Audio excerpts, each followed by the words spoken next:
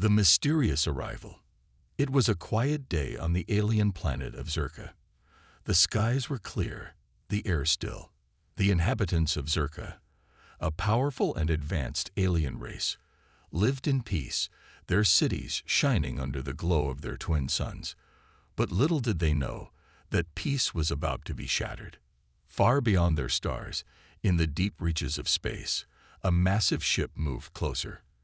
It was like nothing any alien race had seen before. At first, the Zerkans thought it was just another stray meteor or perhaps a piece of space debris. But soon, they realized it wasn't natural at all. The ship emerged from a distant nebula, glowing with an eerie light. It was vast, so vast that it blocked out the stars in its wake, casting a shadow over the surrounding space. The Zerkan scanners had picked it up, but they couldn't make sense of it. It wasn't like anything in their records, nothing like the ships of any known species.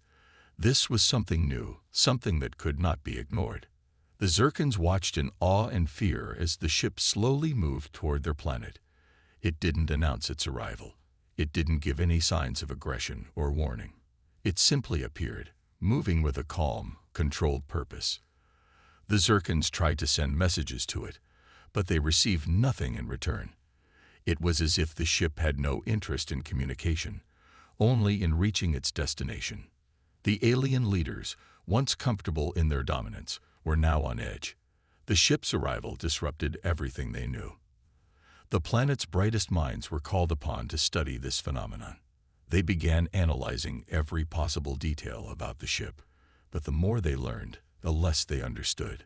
The ship didn't seem to have any visible weapons or defensive systems. It wasn't shaped like a typical warship, nor did it resemble any civilian vessel.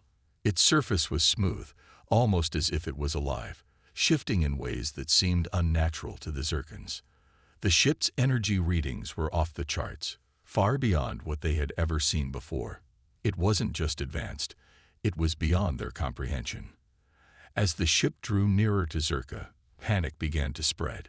Some of the more cautious leaders suggested that they should prepare for war, but others, more fearful, argued that they should send their strongest fleet to confront the unknown force before it reached the planet. They were divided.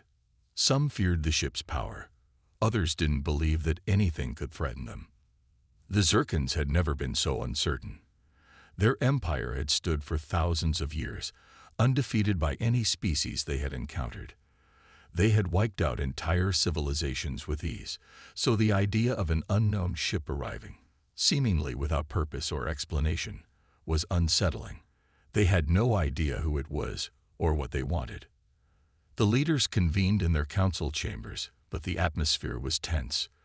The planet's most experienced generals, scientists, and diplomats all gathered in a large room, staring at the massive holographic display in front of them. The image of the mysterious ship was projected, looming larger than life. They were all silent, unsure of what to say. The room buzzed with quiet murmurs as the situation grew more dire. "The ship is closing in," one of the generals said, his voice trembling. "We must act now." But the scientist in the corner shook his head. "We don't know enough. There's no sign of hostility. It could just be an explorer." "An explorer?" Another general scoffed. "No explorer would come so close without warning. This is an invasion." The debate grew heated. The Zerkans, known for their strength and unity, were now divided, their confidence shaken by the unknown. The fear of the unknown grew stronger with each passing minute. Some prepared for war, others for diplomacy, but no one truly knew what to expect. Then a voice cut through the noise, a voice that was both calm and commanding. It came from the leader of the Zerkan Council, a figure known for their wisdom and foresight. She stood up slowly, her eyes fixed on the projection of the ship. "Enough," she said. "We don't know who they are. We don't know what they want. But one thing is clear. They are not like us. We must prepare, but we must also learn. Send out our scouts. See if we can communicate. We must not act out of fear, but out of reason." The room fell silent. The leader's words hung in the air, heavy with the weight of the unknown. The decision was made. Zerka would watch, study, and wait. The mysterious ship continued its course toward their planet, and the Zerkans had no choice but to prepare for whatever came next. As the days passed, the ship continued to loom closer, its presence impossible to ignore. The tension on Zerka built, as everyone from the highest council members to the common citizens could feel the weight of what was happening. Fear spread through the streets like wildfire, and whispers of what might come next circulated in every corner of the planet. The Zerkans could only wait, unable to do anything else as the shadow of the mysterious ship grew larger and larger in the sky. What did it want? Who sent it? And why had it come to their peaceful planet? The answers were still unknown, but one thing was certain: the arrival of this ship would change everything for the Zerkans. Their world would never be the same again. The battleship's reputation. As the mysterious ship drew closer to the Zerkan planet, rumors began to spread. The Zerkans, though technologically advanced and confident in their might, were not strangers to the vastness of space. They knew that beyond their borders lay countless species, some powerful, some dangerous. Yet none had ever sent a ship like this one. For years, whispers had passed through the galaxy about a human fleet. Stories told of humans, small, seemingly fragile creatures compared to the immense races of the galaxy, fighting with a ferocity and strength unlike anything seen before. These stories were legends, dismissed by many as mere fables, but the fear they inspired could not be ignored. The Zerkans, who prided themselves on their intelligence and power, found themselves growing anxious. Could this be the fabled humanity? The tales spoke of human warriors who could survive against overwhelming odds. There were reports of human fleets defeating entire armadas of much larger, more advanced alien forces. How could such a race, with their limited size and resources, be so feared? Among the Zerkan leaders, a council of generals and strategists worked tirelessly to analyze the incoming ship.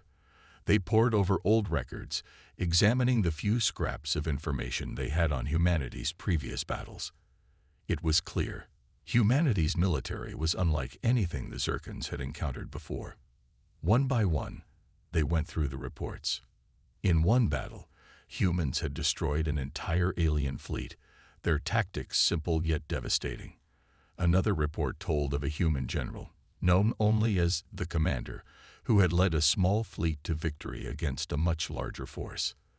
The Commander's reputation for quick thinking and ruthless efficiency had spread across the galaxy, striking fear into even the strongest enemies. The more the Zerkans learned about humanity, the more they realized they were dealing with something extraordinary. It wasn't just the technology of their ships that made them dangerous. It was their spirit. Humans had the will to survive and the drive to never surrender, even when faced with certain death. This made them unpredictable and incredibly dangerous. As the reports piled up, a sense of dread began to settle over the Zerkans. Could this human fleet, this force that had conquered so much of the galaxy, really be on their doorstep?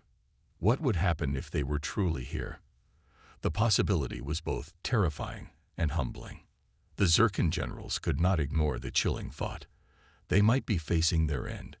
In their vast empire, no one had ever dared challenge them on this scale.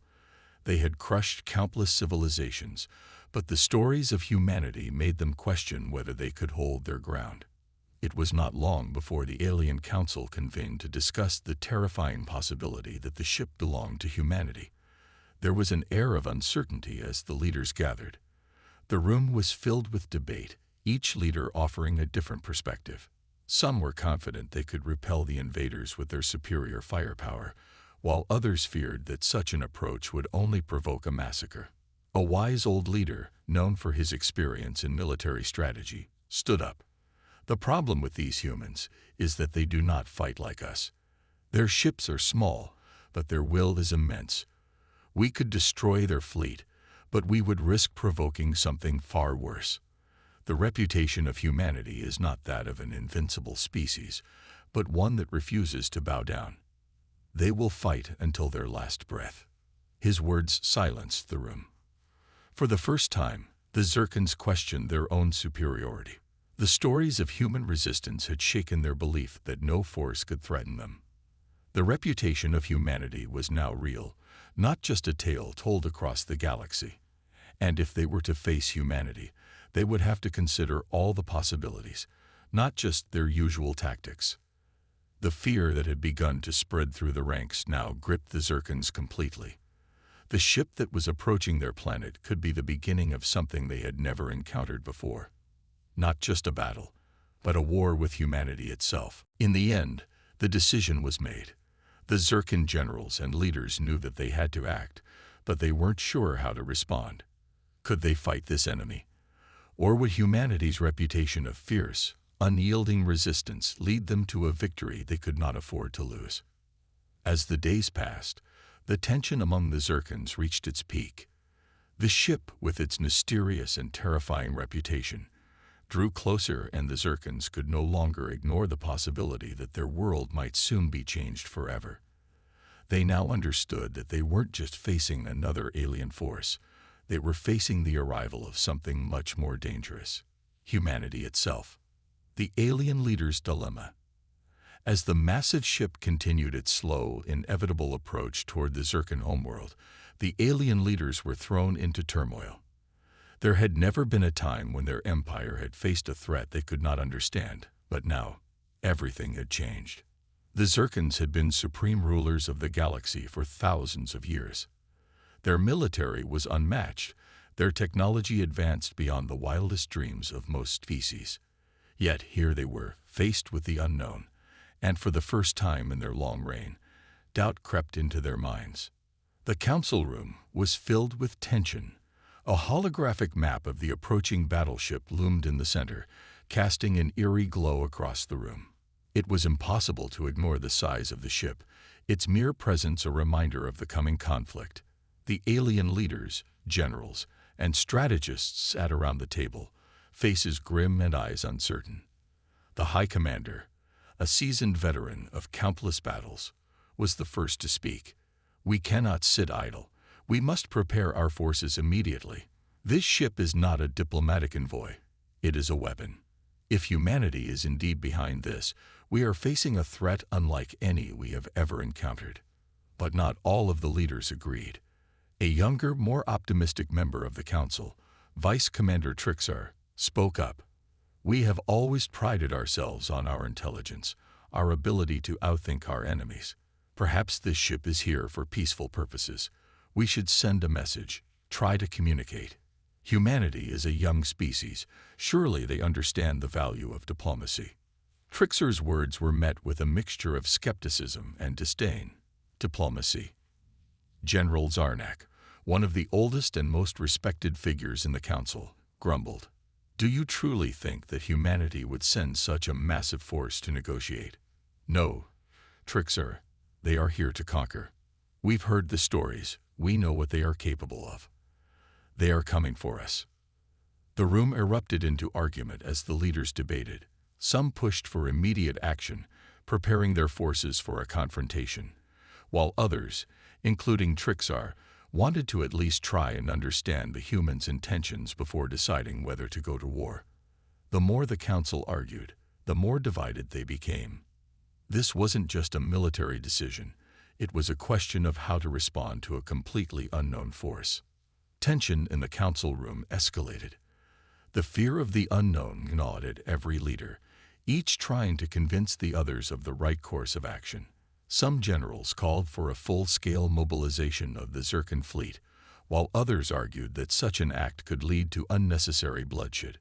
No one knew for sure whether humanity's arrival meant war or peace. As the heated debate continued, the eldest member of the council, Leader Theric, finally stood and called for silence. His voice, calm yet commanding, cut through the chaos.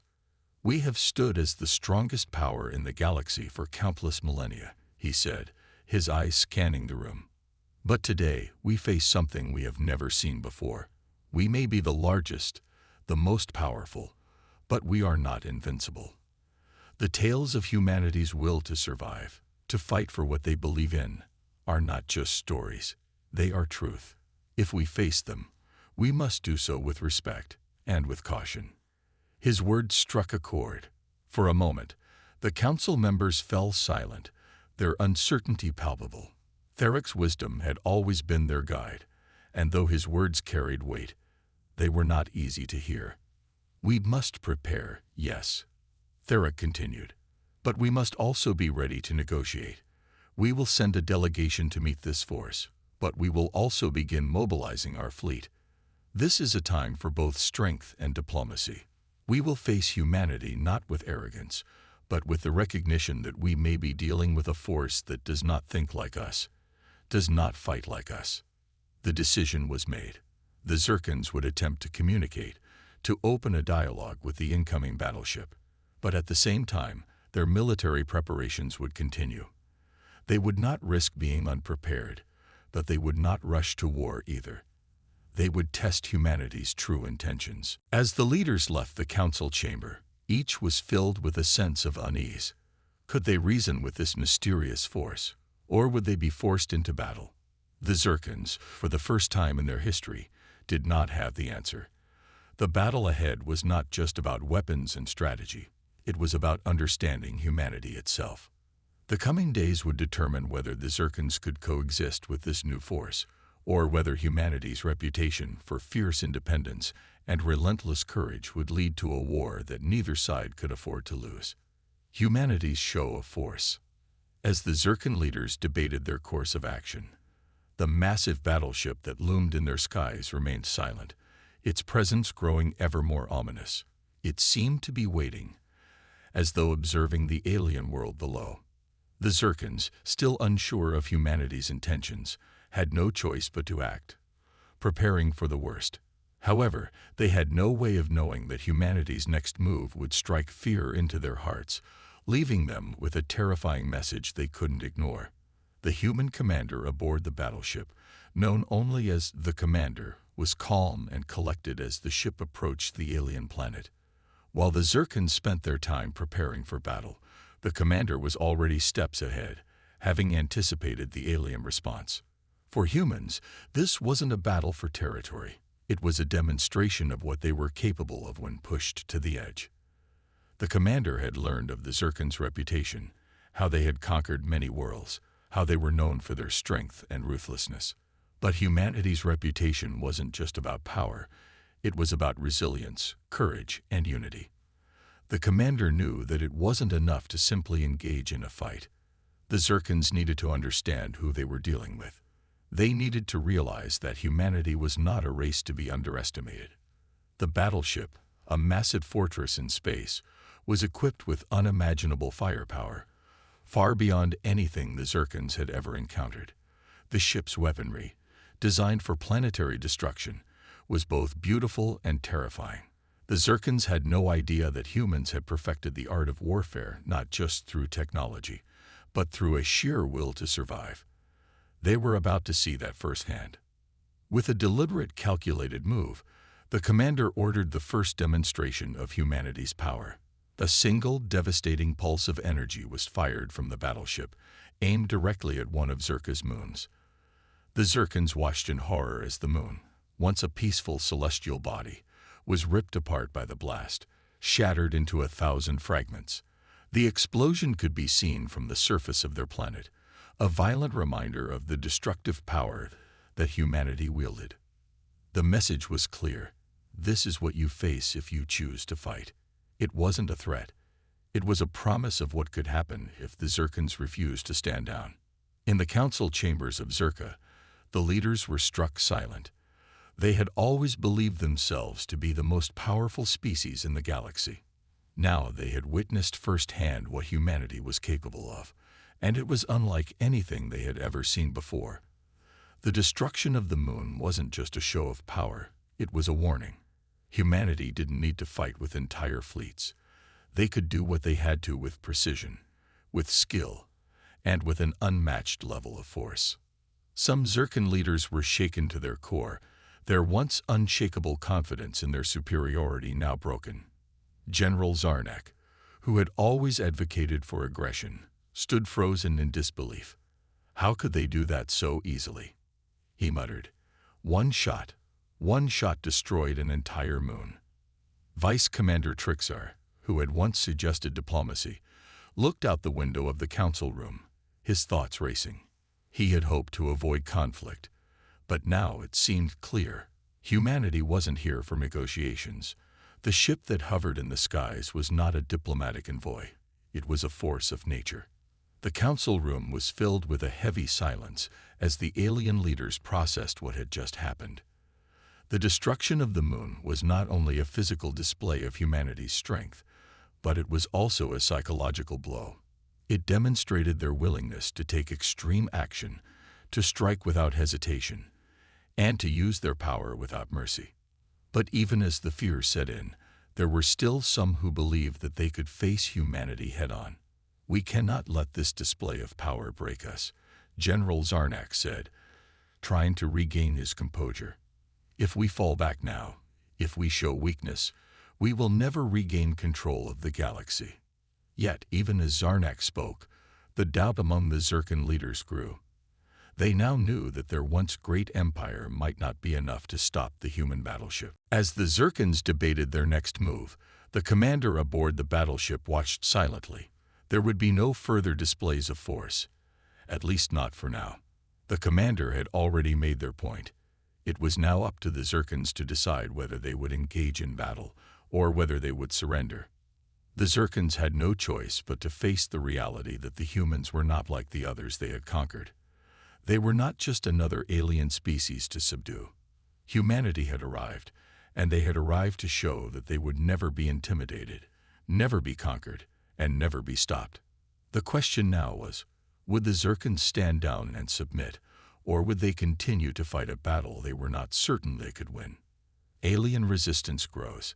Despite the overwhelming power humanity had demonstrated with the destruction of the moon, not all hope was lost for the Zircons. In fact, the shockwave of fear that had spread through the Zircon leadership soon gave way to something more dangerous: defiance. A faction of Zircon military leaders, composed of the younger generation of warriors who had not known the overwhelming defeat that their elders had seen, began to rise. They viewed the destruction of the moon not as a warning, but as a challenge, an opportunity to prove their strength. They were the ones who still believed in their superiority, those who did not think that humanity's show of force could truly crush the Zircon Empire. General Karen, one of the fiercest and most ambitious of the young leaders, was the first to rally behind this resistance. He was convinced that the Zircons could defeat humanity. In his eyes, the destruction of the moon was nothing more than a calculated move to intimidate, and he believed that the Zircon military was more than capable of handling the human threat. "We cannot allow them to make us bow down in fear," General Karen declared to his supporters. "We must unite all our forces. We will meet them in the void of space, and we will show them that Zirka does not yield." Karen's words found their mark with many of the younger Zircons, eager to prove themselves on the battlefield. These leaders began preparing their own fleet, gathering their best ships and most skilled warriors. They believed that the Zircon military had one strength that humanity could not understand: unity. They had always fought together, and in their hearts, they believed that this unity, paired with their superior numbers, could win the day. However, the more experienced members of the Zircon Council, who had seen the power of humanity firsthand, tried to reason with the young generals. "Do not underestimate them," warned leader Theric, his voice steady yet filled with concern. "Humanity does not fight like we do. They do not rely on size or numbers. They rely on their resolve. Their ability to win against all odds, to turn the tide in an instant, is what makes them dangerous." But General Karen was undeterred. He dismissed Theric's warnings as nothing more than a fear of the unknown. "We are Zircons," he said, his voice full of pride. "We will not be defeated by a race of primitive beings. We will show them our power, and they will bend to our will." The resistance began to gain momentum, and soon they had a significant portion of the Zircon fleet ready to face the humans head-on. The strategy was simple: a direct assault on the human battleship. Their plan was to overwhelm it with sheer force, using the full strength of their armada to break through humanity's defenses. They believed that humanity, despite their advanced technology, could be worn down by their numbers. As the Zircons continued their preparations for battle, humanity's battleship watched in silence. The commander aboard the ship had anticipated such a reaction. The Zircons were proud and unyielding, and they would not simply surrender after one show of force. The commander understood this and knew that they needed to be ready for the coming conflict. What the Zircons didn't realize, however, was that humanity's strength was not solely in their technology. It was in their unity, their creativity, and their ability to think outside the box. The commander had already begun to deploy a series of tactical countermeasures designed to exploit the weaknesses of the Zircon fleet. The first sign that the Zircons had underestimated humanity came when their fleet attempted to engage the battleship. As the massive Zircon armada closed in, the battleship's weapons powered up, ready to unleash a devastating strike. But to their surprise, the human ship did not fight the way they had expected. Instead of charging forward and engaging directly, the battleship vanished into the depths of space, using a cloaking system that the Zircons hadn't anticipated. Confusion and panic spread through the Zircon fleet. They had expected a brutal and direct conflict, but now they were faced with an enemy that could not be tracked. It was like fighting a ghost, and the Zircons had no idea where the next strike would come from. The resistance within the Zircon fleet began to crumble. General Karin's confidence quickly turned into frustration, and his warriors found themselves unable to anticipate the movements of the human battleship. The once unified Zircon fleet became disorganized, with their forces scattered and confused by the human tactics. Humanity's battleship, though smaller and less numerous than the Zircon fleet, was far more agile and strategic. Each Zircon attack was met with a quick counterattack, outmaneuvering the larger, slower ships. The Zircons had underestimated the human resolve, and they were now paying the price for their arrogance. As the conflict raged on, it became clear that the human fleet wasn't just a force to be reckoned with. They were a force that adapted, that evolved in the heat of battle. And the Zircons, with their pride and their resistance, were beginning to realize the truth. Humanity was not just a threat. It was a species that could not be defeated by sheer numbers or firepower alone. The resistance had underestimated the human spirit, and it would cost them dearly. The battle for Zirka was only just beginning, but it was clear that the humans would not be so easily defeated. The human commander's strategy. As the Zircon fleet faltered under the pressure of humanity's unexpected tactics, a quiet, determined calm settled over the human commander. While the Zircons scrambled to regroup, humanity's battleship continued its precise maneuvers, staying just out of reach, never fully engaging in an all-out war, but always making its presence felt. The commander understood that this battle was not just about firepower, it was about strategy and patience. In the command center of the human battleship, the atmosphere was focused and intense. The crew worked tirelessly, processing real-time intelligence gathered from the ongoing conflict and making adjustments as the battle progressed. The commander, standing before a vast holographic display of the Zircon fleet, issued orders with quiet authority, their mind always 2 steps ahead. The Zircons believe that their numbers will overwhelm us. The commander said, their voice calm but resolute. Let them think that. But it is not the size of the enemy's force that will determine the outcome. It is their inability to adapt. The commander had carefully studied the Zircon tactics, recognizing that their strength lay in their arrogance. They had never truly faced an opponent who was willing to play the long game, to bide their time, and use unconventional strategies. Humanity was that opponent. The commander's plan was simple, but brilliant. First, they would keep the Zircons guessing. The battleship would remain elusive, appearing only when it was necessary to deliver a strike that would cause the most damage. Each time the Zircons tried to corner the ship, they would find themselves outmaneuvered, as the human crew utilized a series of advanced cloaking devices and decoys that kept the Zircons constantly on edge. Humanity's battleship would never engage in a battle they couldn't win. Second, the commander used small, precision strikes to weaken the Zircons' key infrastructure, their supply lines, and their communication systems. By targeting strategic locations, humanity didn't just break the Zircon fleet. They broke the Zircon's will to fight. The commander understood that without morale, a fleet was nothing but a group of ships, and the Zircon's confidence was quickly turning into doubt. "We'll make them doubt themselves," the commander murmured, their eyes scanning the battlefield. "Once they question their ability to win, they will lose." As humanity's battleship continued its elusive strikes, the Zircons grew more frustrated. General Karin, who had led the charge to resist humanity's advance, could feel the pressure mounting. He had never seen an enemy fight this way, never seen an adversary so patient, so clever in its approach. Every time Karin's fleet moved to strike, the battleship would disappear, only to reappear in a different location, ready to deliver another devastating blow. It was clear that the Zircons were losing control.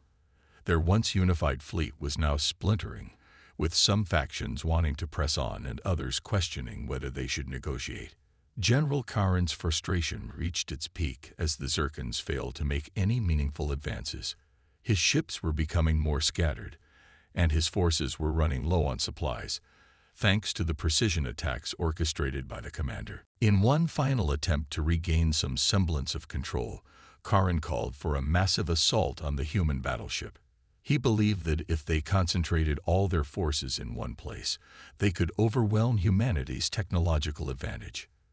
The entire Zircon fleet would strike at once, hitting the human ship from all sides. But the commander had already anticipated this.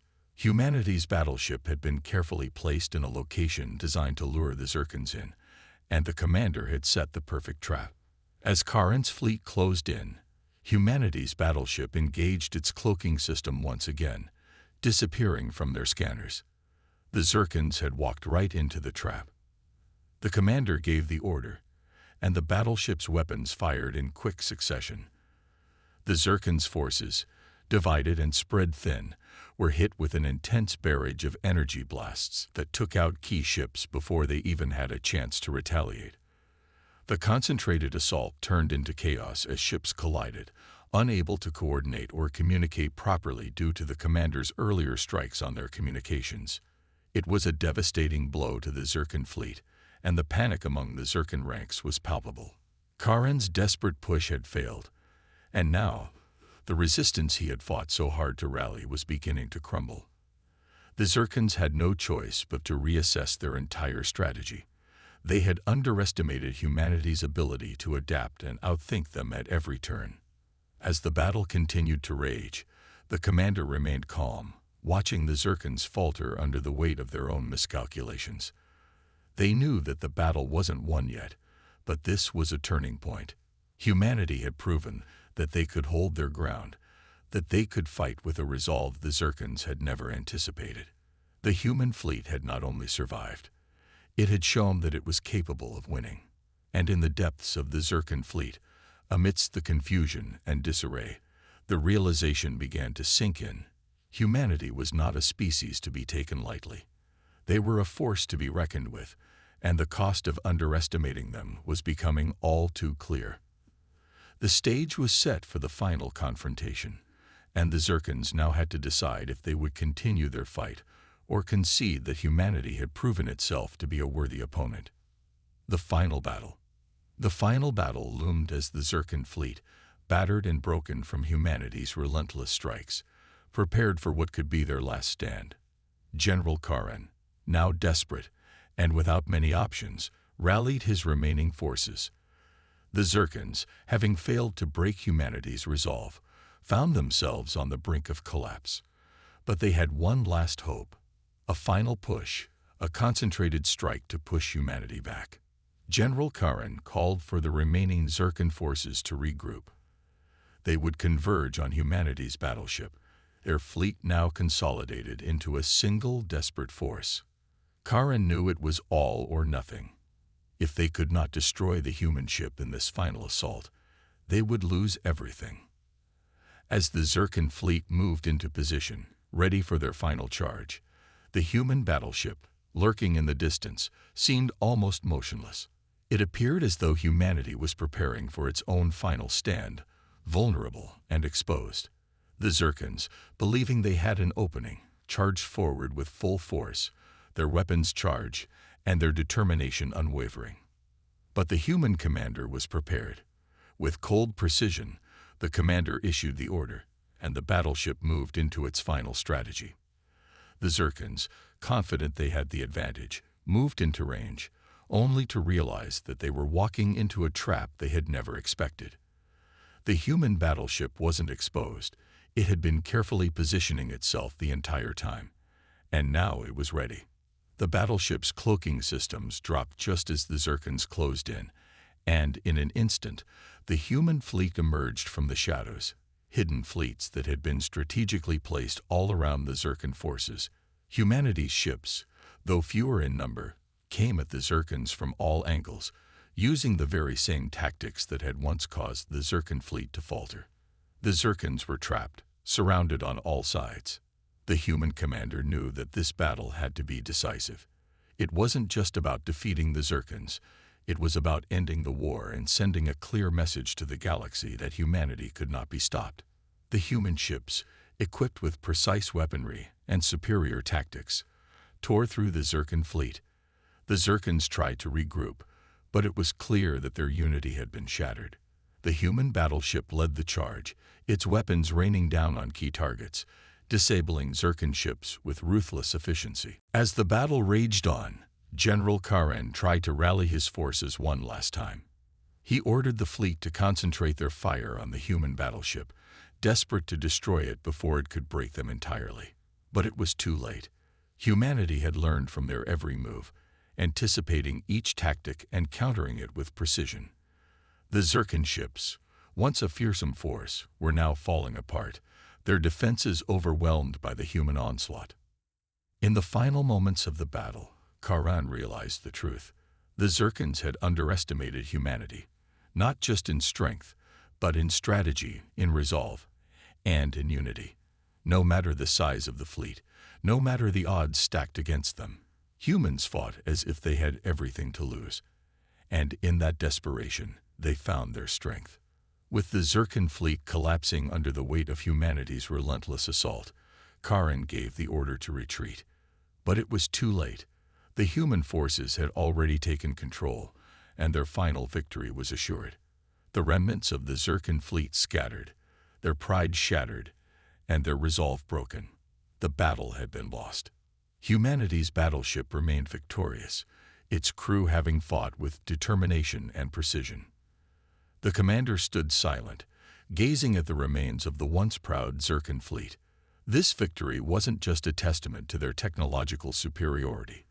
It was a symbol of humanity's spirit, their refusal to surrender, their refusal to be conquered.